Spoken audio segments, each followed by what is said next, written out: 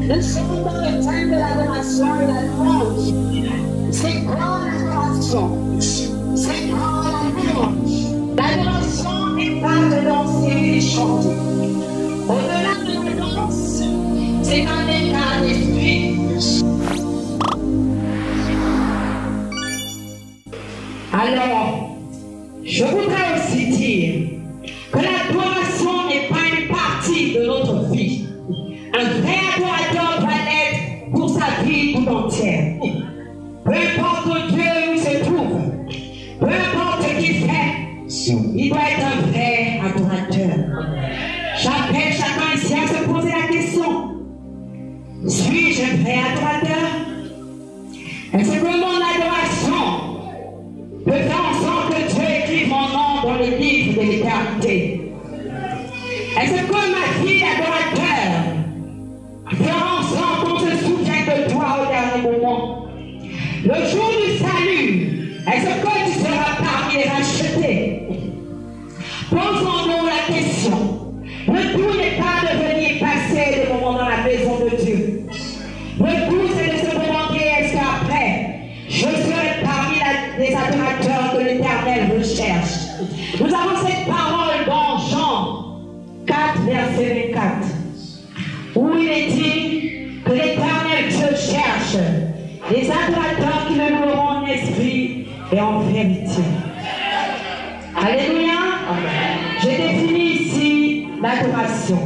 Quant à la louange, dans Éphésiens, on nous dit d'entretenir des cantiques de chant, de toujours veiller dans la louange, afin que Dieu demeure en nous. Alors, pourquoi je dois adorer? Pourquoi je dois louer?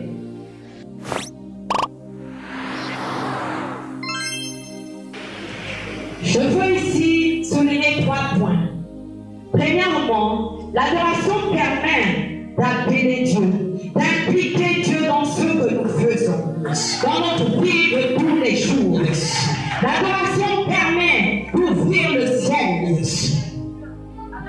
Je peux voir que quand nous prions à l'unisson, le ciel s'ouvre, une lumière descend sur nous. Quand nous prions à l'unisson et que Dieu fait sa présence dans ce lieu, il ne se déplace pas seul, il se déplace avec son armée. Et son armée avec lui tout autour. Rien qu'à son passage, il ébranle les géants. Rien qu'à son passage, il fait tomber les murs. Rien qu'à son passage, les murailles tombent. Que tu le veuilles ou pas. Mais quand il y a l'adoration dans un lieu, il y a des géants qui sont déjà terrassés. C'est un avantage pour toi de se lever dans l'adoration. C'est un avantage pour toi de venir dans la maison de Dieu. On dit que c'est une joie pour moi quand on me dit: allons dans la maison de Dieu. Ce n'est pas seulement pour toi, c'est aussi pour ta famille, c'est aussi pour ta mère, pour tes enfants, c'est aussi pour tes générations à venir. Ce n'est pas seulement pour une génération. On nous parle de 4 générations. Dans 40 ans, ce que tu fais, 4 générations après toi bénéficieront de ça. Alors j'invite quelqu'un ici à être vrai adorateur. Dans un deuxième point, comme je le disais tantôt, Dieu quand il pèse, quand il descend, il est présent dans un lieu. Sa puissance est manifeste. On peut voir sa puissance par les guérisons. Il y a des gens qui guérissent, il y a des gens qui baptisent, ils repartent en joie. Il y a des gens qui viennent avec un joug, ils retournent léger. C'est parce que Dieu est présent. Sa puissance est là, présente. Moi, je suis un témoignage.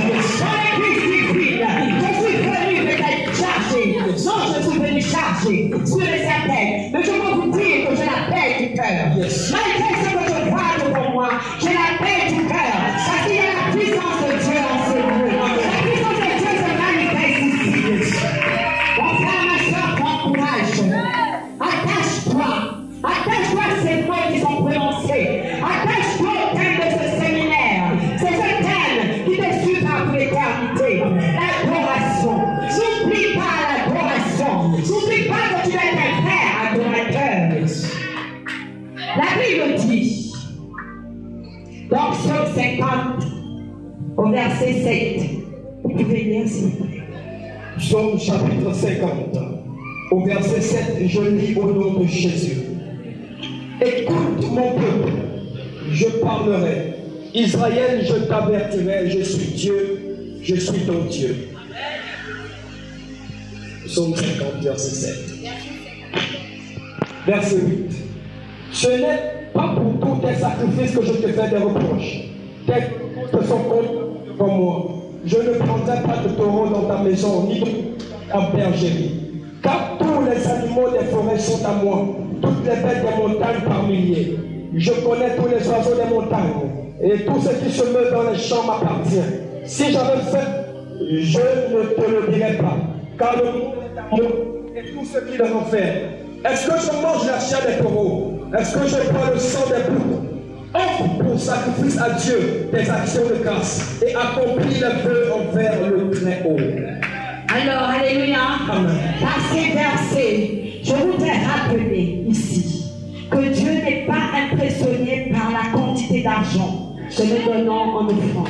C'est une vérité.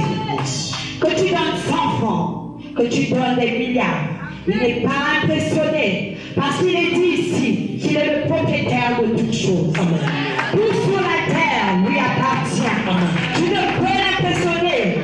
Même dans les autres cieux, tout lui appartient. Il est le Seigneur de la terre où nous sommes. Il est le Seigneur de toutes les nations et de tous les cieux. Donc il n'y a rien de nouveau à ses yeux. Mais ton adoration, ton offrande est ce qui peut plaire à Dieu. Il veut plus que de l'or, il veut plus que l'argent,